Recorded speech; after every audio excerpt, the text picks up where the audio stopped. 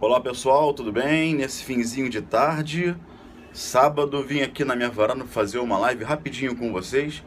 Uma questão importante que apareceu no informativo Alexandre Flecha, meu amigo, você não perde uma, né?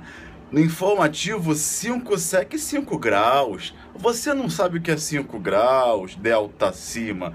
5 graus é um clima agradável, né? Aqui tá calor, tá, sei lá, 22, 23, mas tá calor. Eu tô suando, né? Vim pra varanda por isso. Tava suando dentro de casa. Muito bem, Felipe Tenório, um abraço. Tijuca e Santa Catarina, é isso? Bora estudar porque hoje tá tenso. Ora, se você estudou o dia inteiro, né? Já pode parar de estudar agora. Cumpriu a missão, vai descansar. Amanhã estuda um pouquinho. Meus amigos, o tema de hoje é: qual é a relação entre a instância penal e a instância tributária? A relação é diversa, é profunda, é extensa, mas eu quero tocar num tópico. Eu sempre disse a vocês que o direito penal e o direito tributário têm muitas relações, não é? Ambos têm princípio da legalidade, da irretroatividade, ambos têm prescrição, ambos têm decadência, não é? Muito bem. Ambos têm a hipótese de incidência e o fato imponível, né? Por direito tributário, a hipótese de incidência é o que para nós é o tipo penal. E o fato imponível tributário é o que para nós significa a conduta do agente. Então, a hipótese de incidência: ser proprietário de veículo automotor gera o dever de pagar IPVA, né? Hipótese de incidência. Fato imponível: Gabriel adquiriu um veículo automotor e tornou-se proprietário. É como se fosse a adequação perfeita entre a conduta do agente e o tipo penal. Então são matérias muito afins. Aí eu te pergunto, primeira vez, olá, tudo bem? Cibelinha, seja bem-vinda, primeira vez na minha live, vamos lá. Vamos pensar comigo. De novo, qual foi o tema que chegou no informativo 579 do STJ? Obrigado pelo elogio. Qual é a relação entre o direito tributário e o direito penal? Ora, Rogério Sanches, fiquem atentos que quarta-feira que vem haverá um debate entre mim e o professor Rogério Sanches. Ele vai me fazer uma provocação para a gente debater a questão do Supremo Tribunal Federal, tá bem? Então, voltando aqui, pessoal, qual é a relação entre o direito penal e tributário? Bom, nos crimes contra a ordem tributária, né? O crime se consuma, lá do artigo 1º, que são crimes materiais, ele só vai se consumar quando, gente? Com a constituição definitiva do crédito tributário. Então, quando o processo administrativo fiscal, ok? Quando o processo administrativo fiscal, que eu chamo de PAF, chegar ao fim, aí sim, há a certeza de que a pessoa praticou uma fraude, suprimiu ou reduziu o tributo, sonegou. Muito bem. E aí, ali, com a chamada Constituição Definitiva do Crédito Tributário, que o Supremo chamou de lançamento definitivo, o crime tributário se consuma. Isso veio, anotem, no HC 81611 do Supremo Tribunal Federal. O HC 81611 do STF, publicado no informativo 333, obrigado, Felipe. Informativo 333 disse isso, tá bem? Esse HC, vamos ao raciocínio, sem decoreba, sem blá blá blá, né? Raciocínio. Esse HC, ele foi o embrião da súmula vinculante 24. E é por isso que a súmula vinculante 24 diz assim: os crimes materiais contra a ordem tributária, do artigo 1º, incisos 1 ao 4 da Lei 8.137, não se tipificam antes do lançamento definitivo do tributo. Então, para fins, atenção ao raciocínio, para fins de consumação, para fins de constituição definitiva do crédito tributário, eu tenho uma relação direta. O crime contra a ordem tributária, só os do artigo 1º, esses crimes, só eles, se consumam quando ocorrer o lançamento definitivo. E o que vem a ser, Gabriel, que a súmula não deixa claro, repito, súmula vinculante 24, o que vem a ser lançamento definitivo? O término do processo administrativo fiscal, o PAF, na esfera administrativa. Vai correr um processo administrativo na Receita Federal e, quando ele chegar ao fim, assegurada a ampla defesa, o contraditório, o contribuinte pode se defender: olha, não soneguei, esse tributo eu já tinha pago, não é? Esse tributo houve decadência. Então, quando chegar ao final do processo fiscal, que se concluir, houve sim uma fraude e a supressão ou redução, o chamado lançamento definitivo. Isso, aí o crime se consuma. Então, há uma relação de dependência entre a consumação do crime contra a ordem tributária e o lançamento definitivo do PAF, que na verdade é a constituição definitiva, tá bem?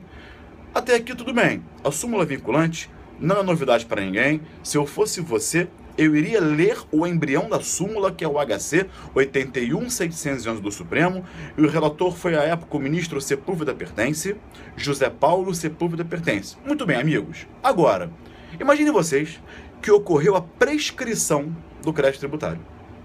Ocorreu a prescrição, tá bem, da cobrança daquele valor. Foi ajuizada a execução fiscal, e no meio da execução fiscal, o juiz reconheceu uma das hipóteses de extinção do crédito tributário do artigo 156 do CTN, artigo 156 do CTN, que é a prescrição. Pergunto-lhes, a prescrição da cobrança daquele crédito tributário gera a extinção da ação penal? Porque, caramba, pensem comigo, se há uma relação de dependência para a consumação do crime, o crime estará consumado quando chegar ao fim um processo fiscal, o PAF.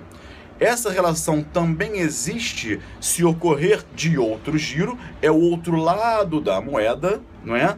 Se ocorrer a prescrição da cobrança daquele tributo sonegado. O STJ acabou de dizer, no último informativo, que é o mais atual, o de número 579, portanto, STJ, último informativo 579, acabou de dizer o quê? Ora, a prescrição do crédito tributário não gera a extinção da ação penal. A chamada causa de extinção do crédito tributário pela prescrição tributária não atinge. Obrigado pelo elogio. Foi mal, não tem problema, você vai bem da próxima vez. Sempre haverá a próxima vez.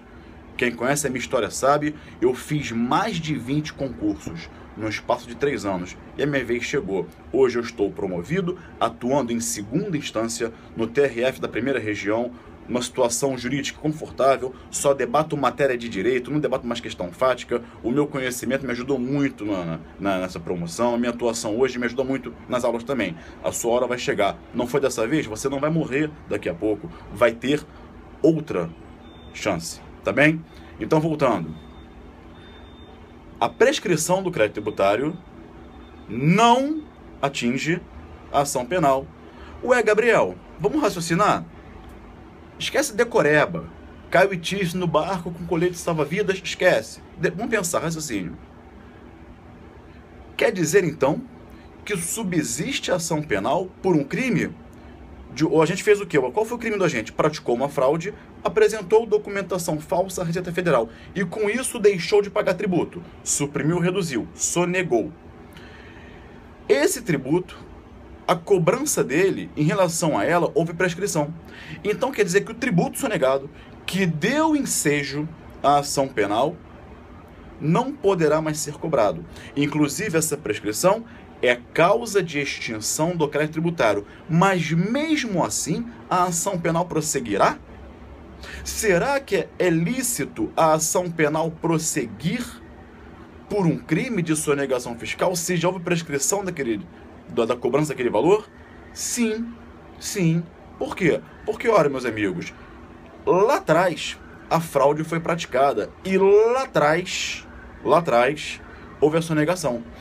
Então vejam, o fato da prescrição da cobrança não apaga o crime, ok? Pensa comigo, se eu furtar seu carro e depois devolvê-lo a você, apaga o crime de furto? Não. O que pode acontecer é uma atenuante, não é? Talvez um arrependimento posterior, artigo 16 do Código Penal, mas não apaga o crime. Aqui, pensem que já houve uma fraude praticada e já houve uma sonegação fiscal, ok? Tudo bem? Estão ouvindo agora? São os cachorros do vizinho, que quando passa aqui um carro com sirene, bombeiro, polícia, os cachorros começam a uivar, estão ouvindo? Né? Todo cachorro faz isso. Eu fui pesquisar por quê. Parece que tem uma sensibilidade maior no ouvido deles, enfim. Nos brindaram com esse espetáculo musical, o cachorro do vizinho. Não é, o Belo não tem cachorro, tá? O Belo é o cachorro, tá bem? Muito bem, a sinfonia aqui, ó. A sinfonia. Rogério Sanches, grande mestre, um abraço pra você. Quarta-feira estaremos juntos no Periscope. Tudo bem, pessoal? Então, brinda-nos agora, professor Rogério Sanches, com a sua presença. Rogério, estava falando aqui da relação entre a instância tributária e a instância penal. Meu nobre, o informativo 579 do STJ deu uma decisão muito interessante do STJ, né? Disse, você viu que eu tenho certeza que você viu. Ele disse o quê? Vê se você concorda com isso, Rogério. A prescrição da cobrança do crédito tributário não gera o trancamento da ação penal na sonegação fiscal. Eu concordo, particularmente concordo porque o fato de ter havido a prescrição da cobrança não apaga o crime praticado anteriormente, não faz desaparecer a fraude praticada e não faz desaparecer também aquela sonegação, seja pela supressão, seja pela redução do tributo, ok? Pessoal, foi um periscope rapidinho, tem que sair agora, tem que visitar o bebê do meu primo que nasceu, né? O nome dele é Pedro, alegria na família, né, quando o bebê nasce. Muito bem, gente, vamos então prosperar. Pessoal, espero que tenha ficado claro para vocês. Foi um prazer estar com vocês aqui. Até o próximo Periscope. Um abraço, até o próximo encontro e tchau. Não esqueçam que quarta-feira que vem teremos um debate entre mim e o professor Rogério Sanches sobre aquela questão que o Supremo Tribunal Federal decidiu. Em que sentido? De, com a condenação em segunda instância, já poder haver a execução da pena criminal. Tá bem? Pessoal, um abraço, professor Rogério Sanches, até a próxima e tchau.